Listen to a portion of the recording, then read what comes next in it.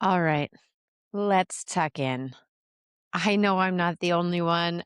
I know I've heard it from my friends, from random people in the internet, passing by on the street. I know that this is the experience we are collectively having. Women, we are tired of being disappointed, by being let down by the masculine, by the men in our lives, by our partners, by our politicians.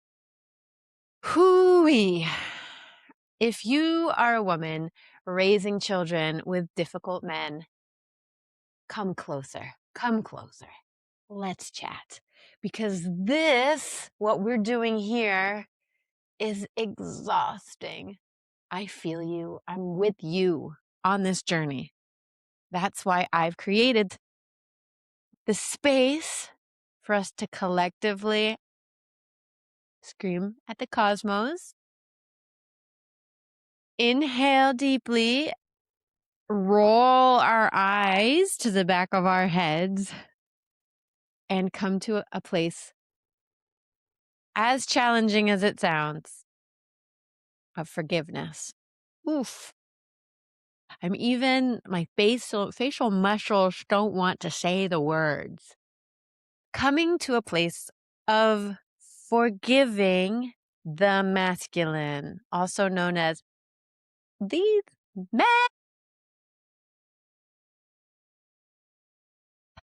We will be digging deep, acknowledging the hurt and the harm.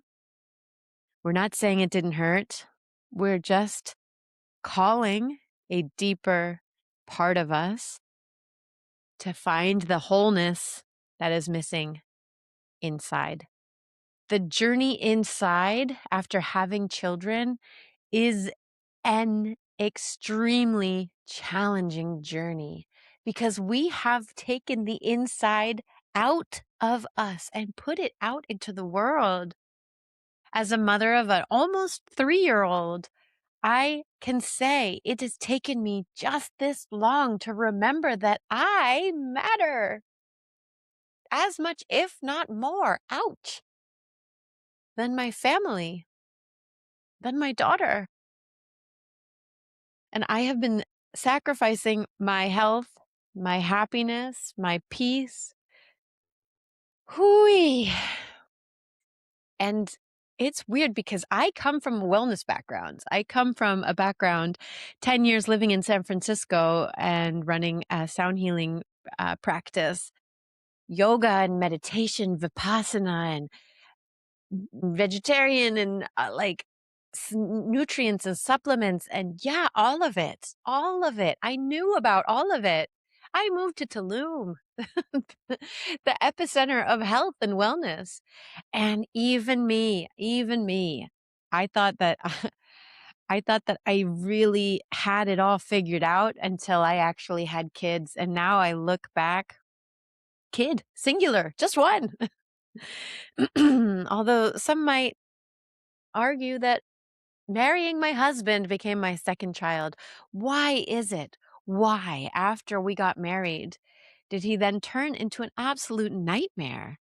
Can we talk about that? Like, what happened? Like, something about reciting those vows allowed him to become the worst version of himself. Phew. I'm still processing, but here we are. And let's process together, shall we? Forgiving the masculine will be a journey about relationship, about attachment, about healing, about like questioning everything that we thought that we knew or had figured out, about forsaking ourselves, about that inner masculine that has betrayed us over and over and over again to the point where it's led us completely into this situation collectively where we decentralized women. No anymore. Forget that. That's the old way of doing things. Today, we are decentralizing men. We are coming back to center. We are putting the feminine in her queen chair. Not to say that it's not next to the man. We need the men. This new version of humanity is not hundreds of years away. It's It's here. It's happening. And we've got like 10 years before we cannot even imagine what it's gonna look like. Definitely not what our childhood looked like. Probably not even what our small children's childhood looks like now. So this is what's gotta happen. And there's really only one way forward. It's forgiveness. I mean, it's either resentment or forgiveness. So here's the thing. This is inspired by a talk that I listened to by Dr. Zach Bush on forgiveness. And he pointed out something that really like shook me. We have been perpetuating these cycles of victim, perpetrator, and savior. And that has been going in some tired ass circles around and around. Either we are the victim or we are the perpetrator or we're swooping in as the savior. And like, lordy me, I don't know if it, I don't know about you, but I am tired of that game. It's a losing game. No matter if you're the victim or the perpetrator or the savior, either way, you're effed.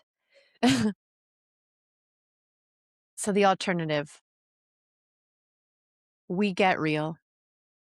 We say the truth. We speak from our sovereign selves. We admit harm where harm has been done.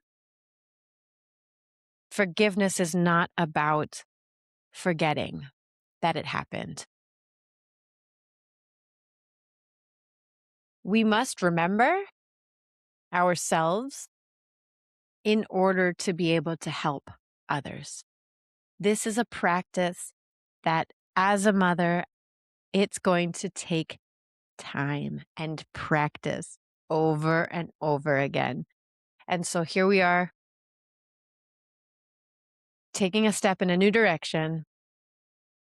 We're being the highest version of ourselves, and we are calling on forgiveness.